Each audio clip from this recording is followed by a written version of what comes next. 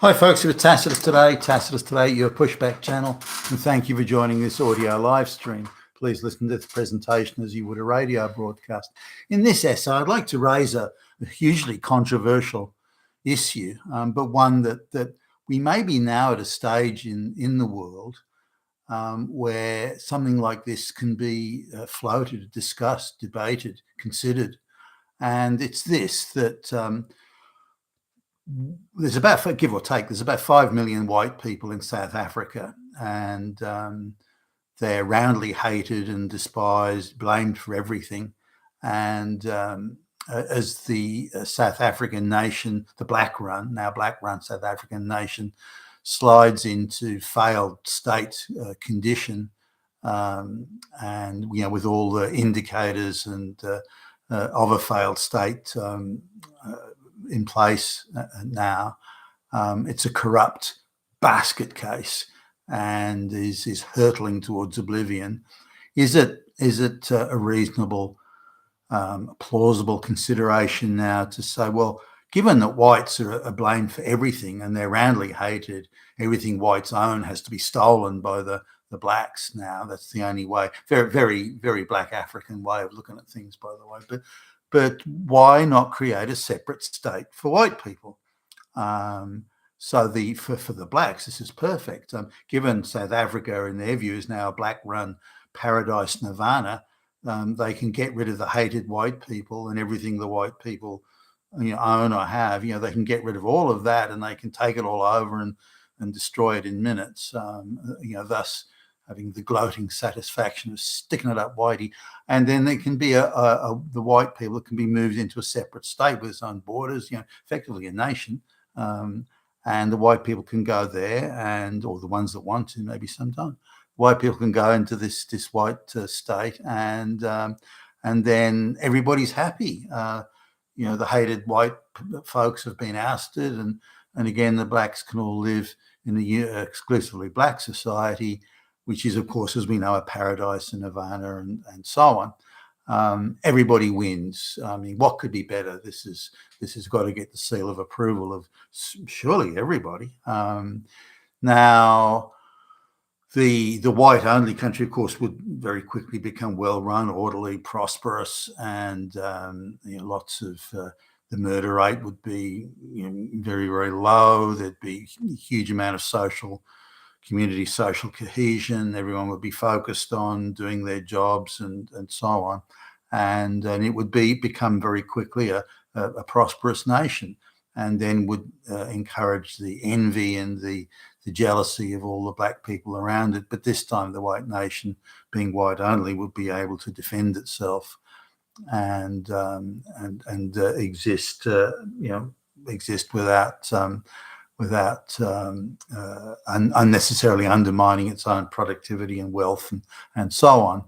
Now, this new nation would have to be very careful not to admit too many workers in from the surrounding areas, black workers, because then there's, look, we built that country. We did, look, off the off the backs of underpaid black people, and we were exploited by those fucking Nazis, Hitler personally. And so all that stuff would go on. But the reality is that this appears to be certainly what the black people want. Now, I've looked at quite a lot of this. There's a lot of videos around from, bear in mind, this is students or younger people, so they've been infected with the woke radicalism, and they don't understand shit. But they talk about how the white people are the sole source of evil. Everything the white people owned was stolen from black people, even though that's a grotesque untruth.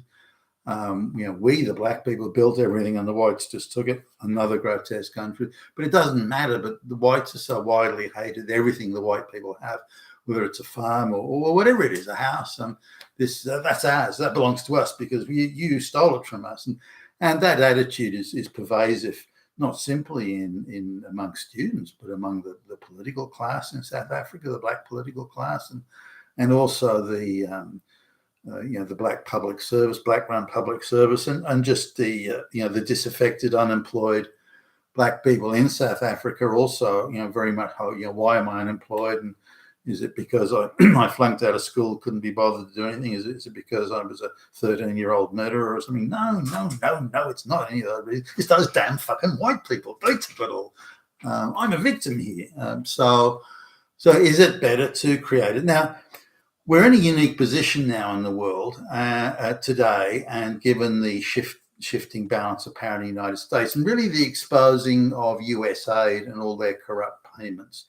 Everybody, and I'll do another video on this, but everybody that was doing hit pieces and talking Trump down and Trump saying anyone who votes for Trump's all of these people were all on the globalist payroll. I had no idea it was that extensive. I figured that maybe they'd been coerced or offered something. I had no idea they were on the payroll, such big bucks. As a British politician, was constantly, whining and moaning about Trump.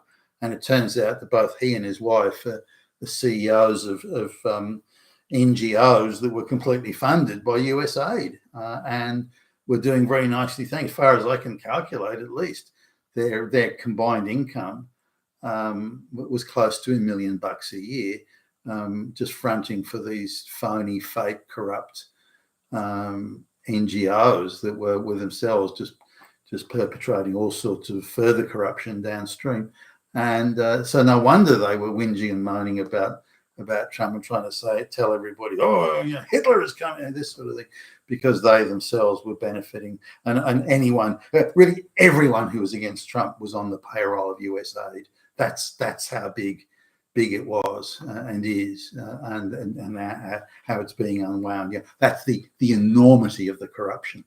Now, but Trump's now, given the enormity of that corruption, and of course the failed status as South Africa. Remember, there was nothing but bare ground when the whites first arrived in South Africa. This was the original Dutch traders and settlers, and I think Cape Town was the first place they settled. And at the time, there was nothing there. There was only hunter-gatherers that were roaming around in minuscule population density, just hunter-gatherers roaming around there. So there was no farms, there was no running of livestock around that part of South Africa. The Zulus ran some cattle, as I understand it, but this idea of that there was already a sort of a middle class, black society there, and the whites came and took it all. That's nonsense. It was just bare land for as far as the eye could see, and going for hundreds of kilometres inland. And everything you see in South Africa today, the buildings, the farms, the infrastructure, all of it was created by white people, every bit of it. And that seems to go unrecognised now. So the black people inherited everything that the whites built, and they got it for free, and they still fucked it up. Anyway, so President Trump is now in a position to start exerting the authority of the United States. Now, before I go into this next step of the video, bear in mind that the United States used its power, economic power, soft political power, power projection, used that all over the world to force, let me just say that again, to force globalization all over the world, to force it on other countries, whether it be in Europe or elsewhere, to demand that pro-globalist politicians would be installed, the pro-globalist media outlets be created, and the pro-globalist journalists and talking heads be put. So all the globalization you see was exerted by American bullying, brazen bullying by the American economy, or using the power of the American economy to force globalization on all these other countries through the American banking system, the trading system, the tariff system, the whole thing. Everything was used by the globalists who control the American economy to force globalization on the rest of the world. So whenever Trump tries to do something, though, it's bullying. Look at the bully. We're going to stand up to bullies. But America's been using its power to force globalization, bullying, if you want to call it that, on the rest of the world. So I'd like to see that globalization being unwound in the same levels of coercion, bullying, or threats. Call it what you like. It doesn't matter. But it's been going on for many decades to force globalization in the world. So, for example, President Trump could could say, look, I think that to solve this problem in South Africa, you hate the white people so much, you blame them for everything. So why don't we create a separate state for the white people? Then you don't have to worry about them anymore. But they go, no, we want the white people to stay here because who else can we blame while we fuck everything up? I mean, you might get that sort of happening, but the power of the United States is now in a position to do those sorts of things. To say, no, you will do this and do those sorts of things. And so, whether it's the around the Cape Town area or Peter Marenberg, I think it's some of the towns and places around South Africa that have got primarily a white population or majority white population. Maybe looking at around carving out those sort of areas and say, okay, let's create some borders here and declare it as a separate state. I mean, why not? I suppose it's reminiscent of the Boer treks away from what was later became the British run South Africa. But nonetheless, why not do something like that? And again, I think it solves a lot of problems, and it's a way that globalization can be unwound in the same way that, say, the Trump administration came out with an edict about free speech. If you suppress your population's free speech, or you don't respect the human rights of the indigenous people, then we're going to levy tariffs against you, or we're going to do this or that, or whatever they're going to do.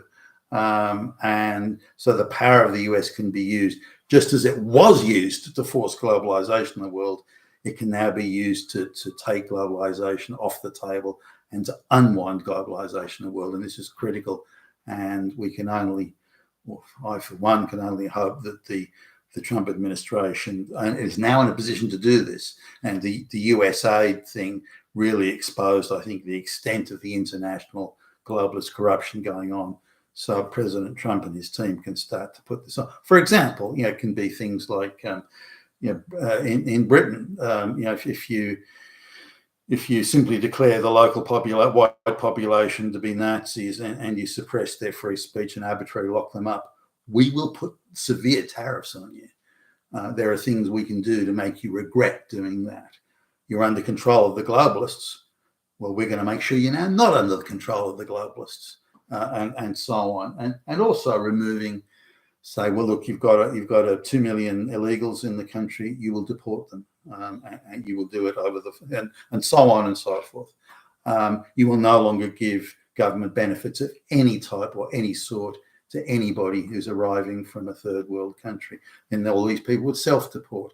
Now, the American state is now in a position to start making those demands on other countries, because what the globalists are doing is they're treating themselves as really the legitimate government of the world, and they're in temporary exile while Trump's in the White House.